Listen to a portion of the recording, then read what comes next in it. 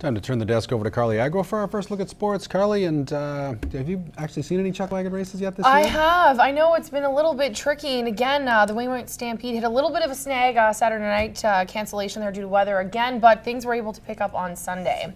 Well, the 58th annual Wainwright Stampede wrapped up yesterday, and with $10,000 in the line, the half-mile track was heating up. We will go to Wainwright now, where we will actually start with heat number 2 at the Stampede, and you might recognize the outrider throwing stove with the blue bucket on. See if you do. There's the H&E oil field horn, and the charge is underway. That is former Bobcats left winger Kevin Deagle outriding for Ross Knight's City Centre Auto Body outfit. Vern Nolan and his Bob Jack sheet metal wagon come off barrel number 2 fast enough, though, to get a hold of the inside rail. Devin Mitswing there actually trailing Nolan and right in the beginning of the race. Now along the backstretch, Nolan lets his horses stretch their legs. He comes out with a strong lead heading into the third and final corner and eventually crosses the finish line first, almost 2 seconds ahead of Mitswing and Knight. In the fourth heat, Doug Green and Chris Molly get into a little bit of trouble on their own.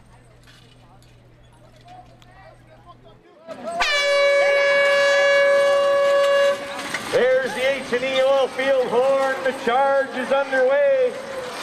Oh, we got trouble off barrel 1 and 2, but so it's Irvin Quinney. We're going to sort this out. Irvin Quinney in the front. Oh, we got trouble indeed. Irvin Quinney makes it around barrel number 3, but Green and Molly there, they err on the side of caution. They took their time and untangled their outfits. Quinney would continue and eventually make it around the track safe and sound. It was heat number 9 that ended up being worth 10,000 big ones for none other than St. Walburg's Wayne Knight. Knight makes the most of his start on barrel number 1 and never looks back. Once he makes his way out of the figure 8, Knight secures a 2 wagon length lead out of the first turn and maintains that lead through the backstretch. He eventually pulls away. Knight crosses the finish line in a rapid, clean, penalty-free 104.94. Now, Knight's time in heat number 9 was the top of the day. That helped the Express Employment Professional Ranches outfit capture the show championship. Gary Gores takes second and third with 2 different outfits, and his son Logan was just 6/100ths of a second back from his dad in 4th. Despite a cancellation, drivers and outriders were impressed with track conditions and grateful for the chance to compete.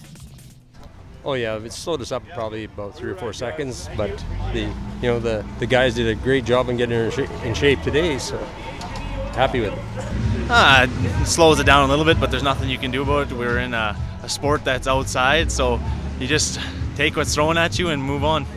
Now here is a look at the CPCA Secret Pro Tour standings after Wainwright. The drivers are keeping the family feud intact. It is Double G, Gary and Logan Gores with first and second, and then Devin Mitswing is ahead of his father with 304 points. Next up on the CPCA Secret Pro Tour is a 3-day event in Little Pine, Saskatchewan.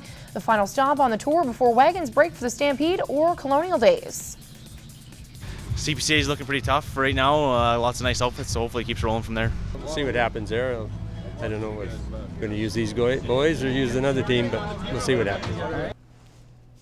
To hockey we go now, where a day after Captain Canada inked a deal to return to Edmonton. The 35-year-old Banff, Alberta native Ryan Smyth has now reacted to the news that he will be back where it all began.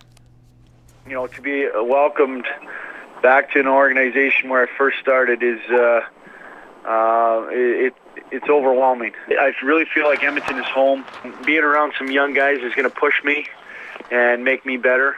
And hopefully, like I said before, I can bring some experience, some leadership, and just enjoy. The thought of him being in the room with some of our leadership, with Alice and Sean and Ryan Whitney, and those and Gilbert, those type of players, along with Ryan now, with Taylor and Jordan and Magnus and some of the young people, is very exciting for me.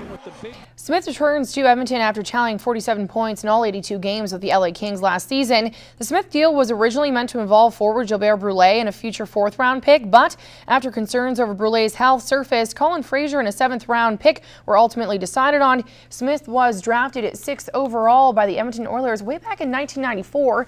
Now his first game back with the Copper and Blue will likely be on September 20th when the Oil play their preseason opener. And when asked about where he'd like to play, Smyth said wherever the coaching staff see fit. Staying with hockey now, 140 picks after the Oilers selected Ryan Nugent-Hopkins first overall this weekend. The Phoenix Coyotes drafted Saskatoon Blades left winger and Lloydminster product Darian. The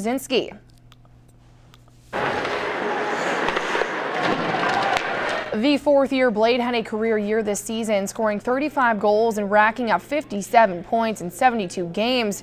He was also a plus 27 on the campaign. Just starting to sink in, got some work to do ahead of me now. I got to get ready for their development camp coming up here right away, and then got a lot more work after that, getting ready for their training camp in the fall. Darian was supposed to attend the Yotes camp last summer, but an injury kept him from attending. The fifth-round selection thinks it is the right fit for him. I was talking to them quite a bit before, and I kind of figured that they were going to take me, but as for going to the fifth round, I didn't really expect that. The 20-year-old will report to rookie development camp on July 3rd. And that is your first look at New Cap Sports. Well, the Lloydminster Reapers men's rugby program has thrived in recent years, while the women's team here has struggled a bit with development. Aaron Strack tells us how the future of the Border Cities ladies program is now looking up, with a number of under 16 girls preparing to make the jump. They're still a few years away from suiting up for the Reapers women's rugby team, but these girls are set to represent Saskatchewan. Already just by going up there and having one game, they've got a buzz about it, they're all confident and they just want to keep on playing. So, it's fantastic. Next year these will be the provincial and under 16 girls, so it's great for them this year just to move forward. After coming away with a victory last week against an Alberta squad, the under 16 girls wrapped up play for the year with even more provincial competition. We'll start with these same bunch of girls in January and we'll work with them until April. And then we're planning to take them to the Cayman Islands for 10 days at April time. And then we'll work all summer with them, and then they'll go to a national festival in August next year. So it's a long-term plan that we've got in place for them. The girls say they've come together as a unit. The actual playing part and the team or whatever, getting a stronger bond with us. I like having the teamwork that we do because we're kind of like a big family. Most of the girls on the team are from the border city. Merton says the future of the Reapers is looking bright. It's great for Lloydminster Rugby, it's great for these young girls because they've got the club to go and join eventually, and it's great for the club to look down and say, wow, we've got some great young players coming through, so really exciting. Aaron Strack, New Cap Sports. To the local gridiron we go now, where ever since the Vandals broke into the AFL back in 2004, the Calgary Wolfpack have had their number. The defending champs were hoping to turn their luck around this weekend against CGY and remain undefeated atop the league standings. We go to Armstrong Field now, where we will pick it up tied at 7s in the second. The Vandals defense steps up here. Matt Lovesass with the pick 6 off Daryl Leeson, and Lloyd back in front 14-7. But the Pack respond and then some. It's 14-all here in the third. Leeson hits Danny Warak along the far sideline, then racks up the yak yards before finally being taken down. That eventually set Calgary up for the major. On the Vandals' next possession, they drew even. Jared Velo hooks up with brother Jesse in the end zone. And just like that, we are back to step 1. It's 21-all. In the fourth, Daryl Leeson with some time in the pocket here. He launches it deep down the field for Mike Leeson, another brother combination. They capitalize a couple of plays later to put the Pack up 28-21. With just over 6 to play, Lloyd looking for the equalizer here. Brad Olin intercepts Leeson. He picks up some blocks, weaves his way through the traffic and into the house, but hang on. A flag is thrown on the play, negating a major. The Vandals would have to settle for a field goal instead. That cut the deficit 28-24. The Wolfpack put the game out of reach soon after. Leeson another heave-ho going deep to Tim Johnson. He's off to the races. Calgary take it 41-24. It was a game of mistakes, I guess, and we just made a few more than they did. I think both teams turning the ball over and weren't really executing very well at all, but in the end we just made a few more mistakes than they did, I think. We got beat on 3 deep plays on defense today and cost us touchdowns, and we just didn't have that on our side of the ball. So there's penalties going both ways, but just the ability of them to complete that deep ball on us, that's definitely separated us. That is your look at New Cap Sports.